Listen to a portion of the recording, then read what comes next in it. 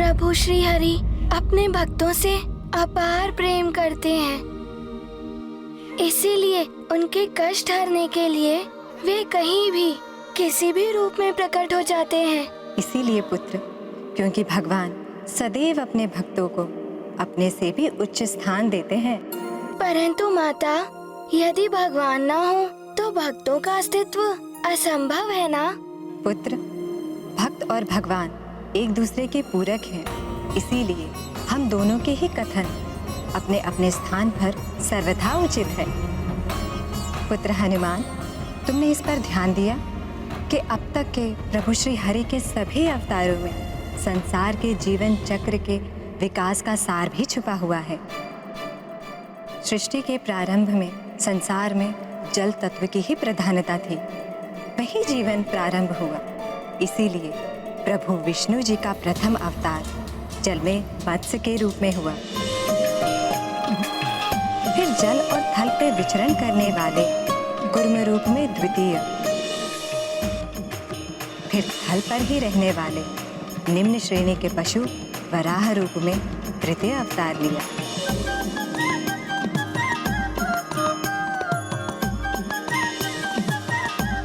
फिर नरसिंह अवतार अर्थात पशुओं के राजा सिंह और मनुष्य के सम्मिश्रण से उत्पन्न विलक्षण जीव अर्थात अर्ध सिंह और अर्ध मानव के रूप में प्रभु ने अवतार लिया।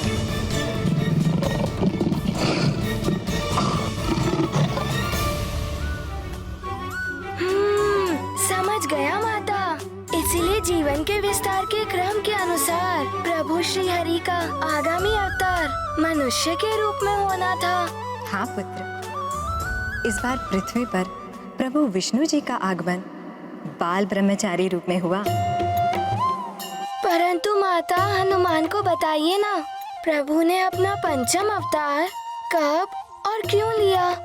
पुत्र, त्रेता युग में जब अमृत पाकर सभी देवता अमृतत्व के अहंकार के मद में चूर होकर अपने अपने कर्तव्यों के प्रति असावधान हो गए थे, परंतु असुरों के गुरु शुक्राचार्य जी द्वारा मृत संजीवनी मंत्र का ज्ञान प्राप्त कर असुरों ने भी मृत्यु परंत पुनः जीवित होने की सामर्थ्य प्राप्त कर ली थी। ओम ह्रां जूं सः ओम भूर्भुवस्वः ओम यम्बकं यजामहे ओम तत्सवितुर्वरेण्यं ओम सुगंधिं पुष्टिवर्धनम् ओम भर्गो देवस्य धीमहि ओम उर्वारुकमिव बन्धनान् ओम धियो यो नः प्रचोदयात् ओम मृत्योर्मुक्षीयमामृतात् ओम स्वः ओम भुवः ओम भुः ओम सः ओम जूं ओम ह्रां ओम।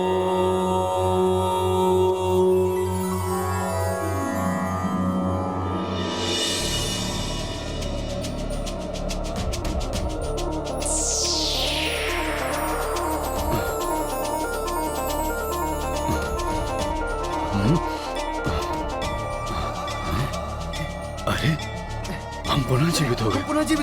अरे हम पुनः जीवित हो गए। फिर देवताओं से युद्ध में रक्त असुर सेना हताहत होकर भी पुनर्जीवित होने लगी। देवता परास्त हो गए थे और अपना बचाव सुनिश्चित करने के लिए उन्हें अपना स्वर्ग छोड़ने पर बाध्य होना पड़ा। तब स्वर्ग और पृथ्वी पर विजय पाकर हिरण्यकश्यपु की चौथी पीढ़ी के वंशज चक्रवर्ती असुर सम्राट बलि त्रिलोकों के अधिराज बन गए। फिर क्या हुआ माता? फिर गुरु शुक्राचार्य के सुझाव पर राजा बलि ने अश्वमेघ यज्ञ का अनुष्ठान किया, जिससे देवताओं पर असुरों की श्रेष्ठता अनंत काल के लिए स्थिर हो जाए।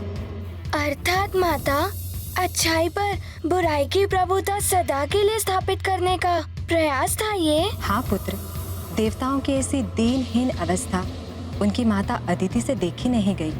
तब उन्होंने देवताओं के पुनर्उद्धार के लिए प्रभु विष्णु जी की प्रार्थना प्रारंभ की और दीर्घ काल तक उनकी तपस्या का अद्भुत फल उन्हें प्राप्त हुआ।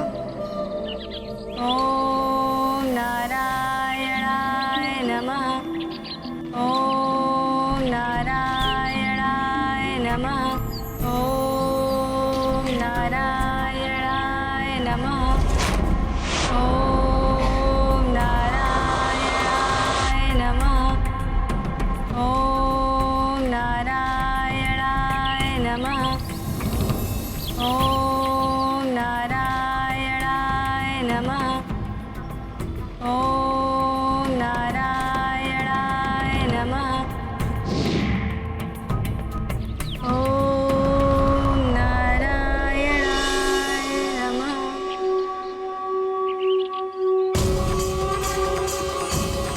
प्रभु प्रणाम श्री हरिनारायण।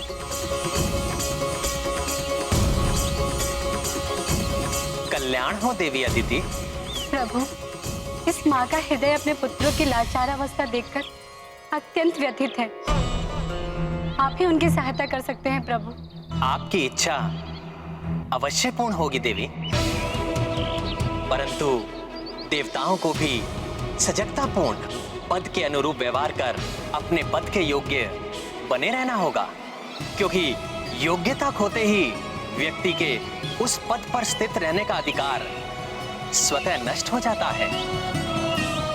अपने पद के दायित्व भुलाकर देवताओं के भोग विलास में पूर्णतः लिप्त रहने के कारण ही असुरों को अपनी शक्ति में वृद्धि का अवसर प्राप्त हुआ।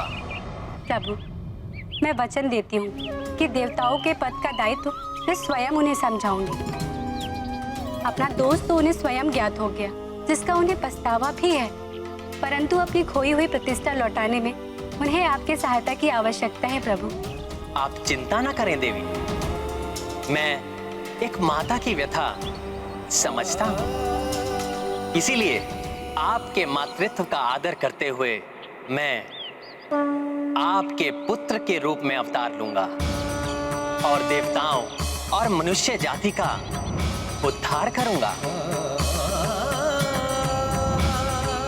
जिसकी इच्छा थी उससे कहीं अधिक प्राप्त हो गया प्रभु। आपको अपने पुत्र के रूप में पाकर ये मां धन्य हो गई। आपकी ये भक्ति, आपकी कृपा पाकर कृतार्थ हुई प्रभु। कल्याण।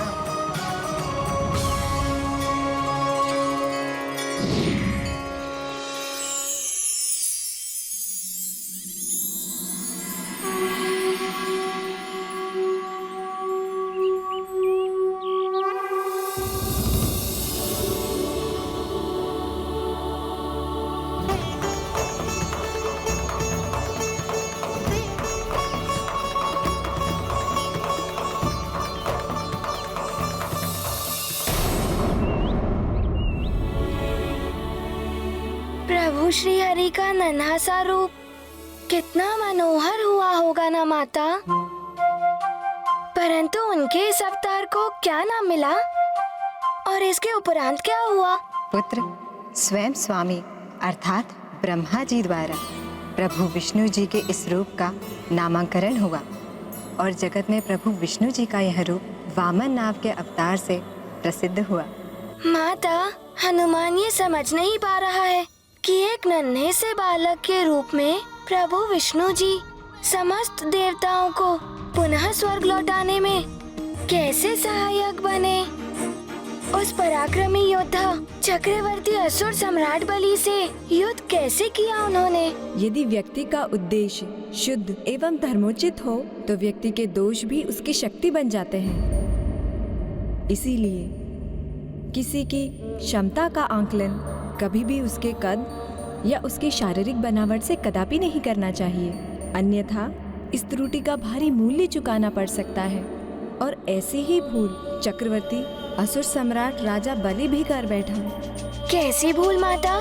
जब राजा बलि गुरु शुक्राचार्य के निर्देशानुसार उनकी देखरेख में अश्वमेध यज्ञ का आयोजन कर रहे थे और यज्ञ की पूर्ति में ब्राह्मणों को दान देने की एकमात्र अंतिम रीति शेष थी, तब प्रभु विष्णु जी के वामन अवतार ने यज्ञ वाटिका में प्रवेश किया।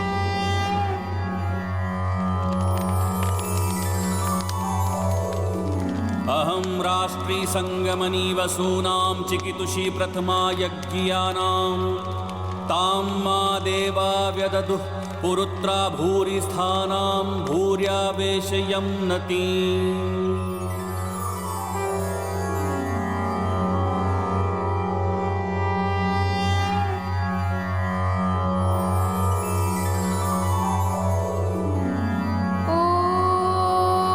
सहनावतु सहनो भुनक्तु सह वीर्यं करवावहे तेजस्विनावधीतम् अस्तु मा विद्विषावहे। सर्वे भवन्तु सुखिनः सर्वे सन्तु निरामयाः सर्वे भद्राणि पश्यन्तु मा कश्चित् दुःखभाग् भवेत्। कौन है जो इतने मधुर और सम्मोहक स्वर में वेदों का पाठ कर रहा है?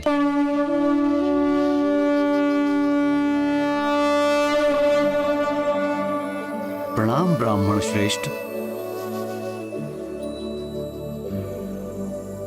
आप जैसे दिव्य ज्ञान संपन्न अद्भुत अलौकिक व्यक्तित्व के मेरे इस अश्वमेध यज्ञ के आयोजन में पधारने से मैं राजा बलि कृतार्थ हुआ। मुझे विश्वास है आपकी कृपा से मेरा ये यज्ञ अवश्य सफल होगा। परंतु सर्वप्रथम इतना बताने की कृपा अवश्य करें कि आप कौन हैं। ब्राह्मण श्रेष्ठ, अपना परिचय देने की कृपा करें। अपना नाम बताएं विप्रवर। राजन, संसार के समस्त नाम मेरे ही तो हैं। कौन सा नाम बताऊं आपको? वैसे भी व्यक्ति की पहचान उसके कर्मों से होती है, नाम से नहीं।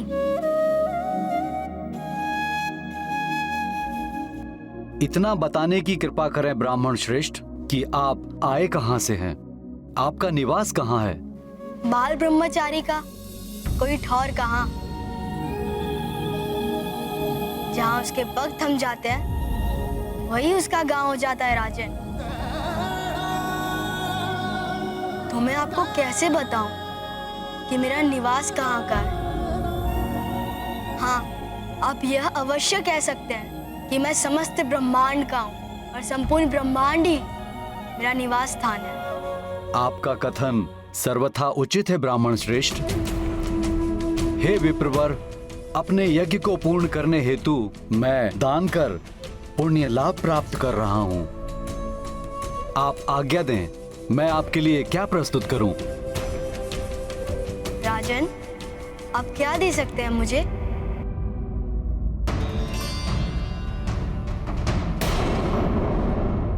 राजन, आप क्या दे सकते हैं मुझे? बहुमूल्य रत्न, मूल्यवान आभूषण, रथ, वस्त्र, खेत, आपके रहने हेतु प्रासाद, संपूर्ण ग्राम, सुंदर सेविकाएं, जो आपकी इच्छा हो मांग लीजिए, मैं सहर्ष आपको प्रदान करूंगा। भोग विलास की इन वस्तुओं का मेरे लिए क्या उपयोग राजन? धन, संपत्ति, वाहन इत्यादि सांसारिक क्रियाकलाप में लीन मनुष्य की आवश्यकताएं पूर्ण करते हैं। मैं ठहरा एक बाल ब्रह्मचारी। आपका विनम्र प्रस्ताव पाकर मैं आपका कृतज्ञ हूँ राजन, परंतु जिनका भी आपने नाम लिया उन्हें स्वीकार नहीं कर सकता। परंतु मेरे द्वार से आप जैसा बाल ब्रह्मचारी तपस्वी रिक्त हाथ वापस कैसे जा सकता है? ऐसा कैसे संभव है? कुछ तो होगा जिसकी आपको आवश्यकता हो और मैं दान कर सकूं। आपकी जो भी इच्छा होगी मैं सहर्ष प्रदान करूंगा।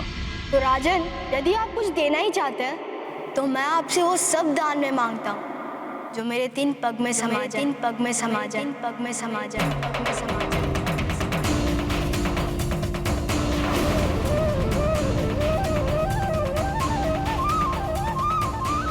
कहिए, वो मुझे देंगे आप?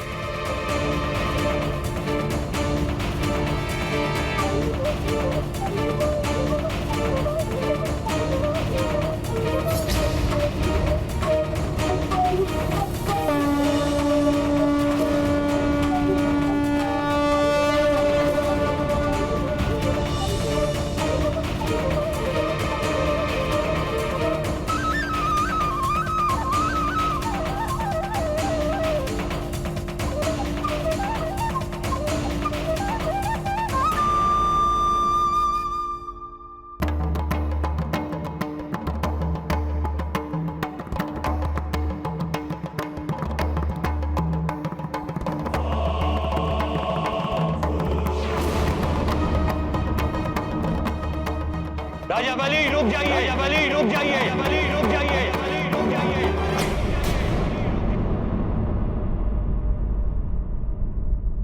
अभी भी समय है, रुक जाइए, अन्यथा अनर्थ हो जाएगा।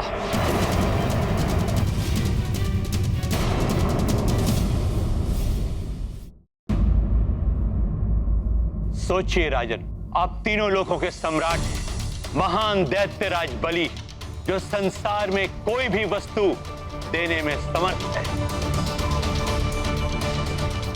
उनसे मात्र 3 पग में समाने योग्य वस्तुएं कैसे मांग सकता है?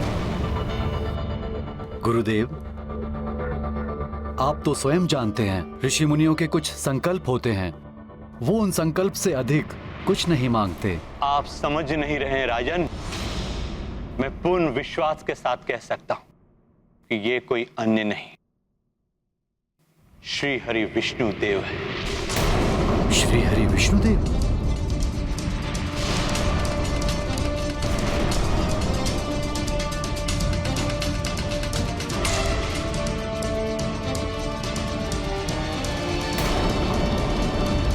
ये आप क्या कह रहे हैं? यही सत्य है राजन। ये इंद्र एवं अन्य देवताओं के हित साधन के लिए यहां हैं। यदि आपने इनकी बात मानकर उनकी इच्छा अनुसार दान देने का संकल्प ले लिया तो आप सब कुछ गंवा देंगे।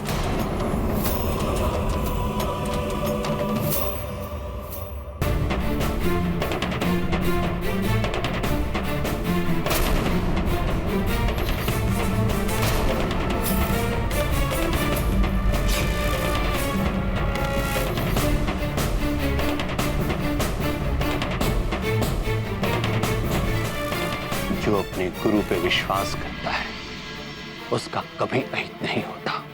विश्वास कीजिए मुझ पर, मत दीजिए दान।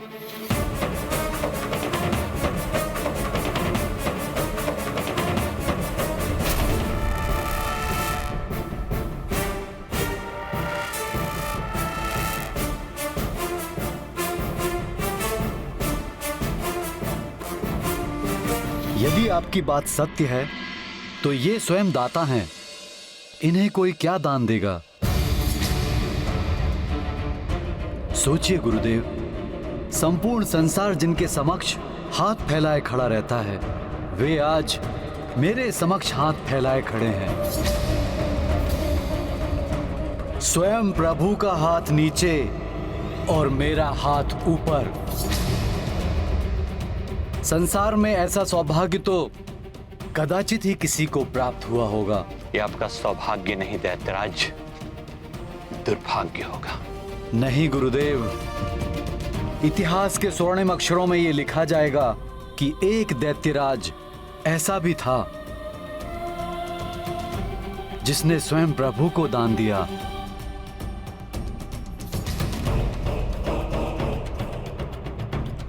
और फिर दान देने का सुख उपभोग करने के सुख से सहस्त्र गुना अधिक होता है गुरुदेव, और पुण्यदायी भी।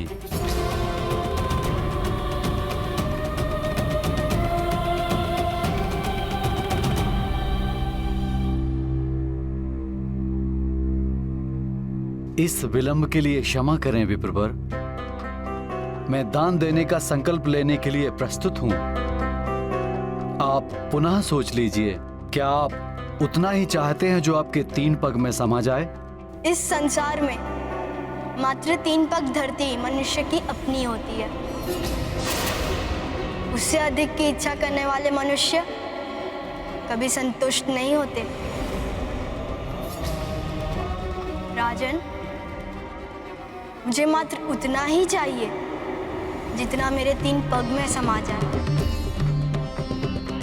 नहीं, मैं ऐसा नहीं होने दूंगा।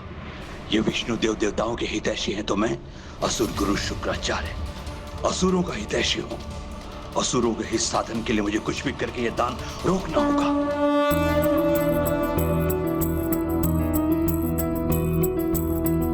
देव प्रतिष्ठा असुर हरे, तब हरि वामन रूप धरे। जो समेती ना पग माए, दान बलि वो कर पाए। दैत्य गुरु पहचान करे, विष्णु वामन रूप धरे। रोके हेतु शुक्राचली, दृढ़ संकल्पा किंतु बली।